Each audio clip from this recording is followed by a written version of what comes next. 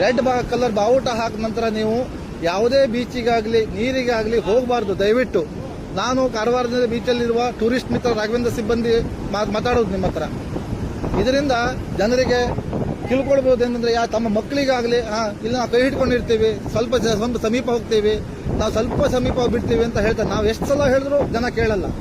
ಯಾಕೆಂದ್ರೆ ಕಡ್ಲು ಒಂದೇ ತರ ಇರಲ್ಲ. ನೋಡಿ ಕಡ್ಲು ಯಾವ ರೀತಿ ಬರ್ತಾ ಇದೆ, ಯಾವ ರೀತಿ ಕೊಚ್ಕೊಂಡು ಹೋಗ್ತದೆ ಜನರಿಗೆ.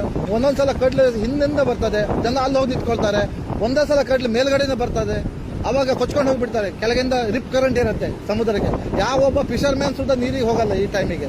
ಆದರೆ ಬಂದಂತ ಪ್ರವಾಸಿಗರು ನಮ್ಮ ಮಾತಿಗೆ ಬೆಲೆನೇ ಕೊಡಲ್ಲ. ಒಂದೊಂದು ಟೈಮಿಗೆ ನಾವು ಇಷ್ಟಕ್ಕೆ ಹೇಳ್ತೀವಿ, ಯಾರ ಸಲುವಾಗಿ ಹೇಳ್ಕೊಳ್ತೀವಿ, ಯಾವುದೇ ಇನ್ಸಿಡೆಂಟ್ ಆಗಬಾರ್ದು ಅಂತ ಒಂದು ರಿಕ್ವೆಸ್ಟ್ ಮಾಡ್ಕೊಳ್ತೀವಿ ಪ್ರವಾಸಿಗರಿಗೆ. ಯಾಕಂದರೆ ನೀವು ಕಾರವಾರ ಆಗಲಿ ಕುಮಟಾ ಆಗಲಿ ಯಾವುದೇ ಸಮುದ್ರ ತೀರಕ್ಕೆ ಮಳೆಗಾಲದಲ್ಲಿ ಜೂನ್ ಜುಲೈ ಆಗಸ್ಟ್ ಯಾವುದೇ ಟ್ರಿಪ್ ಕೈಗೊಳ್ಳಬೇಡಿ ಅಂತ ವಿನಂತಿ ಮಾಡ್ಕೊಳ್ತೀವಿ. ಯಾಕೆಂದ್ರೆ ನಿಮ್ಮ ಜೀವಕ್ಕೆ ಅಪಾಯ ಇದು. ದಯವಿಟ್ಟು ನಿಮ್ಮಲ್ಲಿ ಹೇಳ್ಕೊಳ್ತೀವಿ, ಟೂರಿಸ್ಟ್ ಮಿತ್ರನಾದ ರಾಘವೇಂದ್ರ ನಾಯ್ಕ್ ಸಿಬ್ಬಂದಿ ಕಾರವಾರದಿಂದ ನೀವು ಜೂನ್ ಜುಲೈ ಆಗಸ್ಟ್ ಅಲ್ಲಿ ನಿಮ್ದು ಯಾವುದೇ ಟ್ರಿಪ್ ಬೀಚಿಗೆ ಹೋಗುವಂತ ಟ್ರಿಪ್ ಅನ್ನು ಕ್ಯಾನ್ಸಲ್ ಮಾಡಿ, ಯಾವ್ದಾದ್ರು ದೇವಸ್ಥಾನ ಟೆಂಪಲ್ಗೆ ಹೋಗಿ ಬನ್ನಿ. ದಯವಿಟ್ಟು ನಿಮ್ಮಲ್ಲಿ ವಿನಂತಿ ಮಾಡ್ಕೊಳ್ತೀವಿ.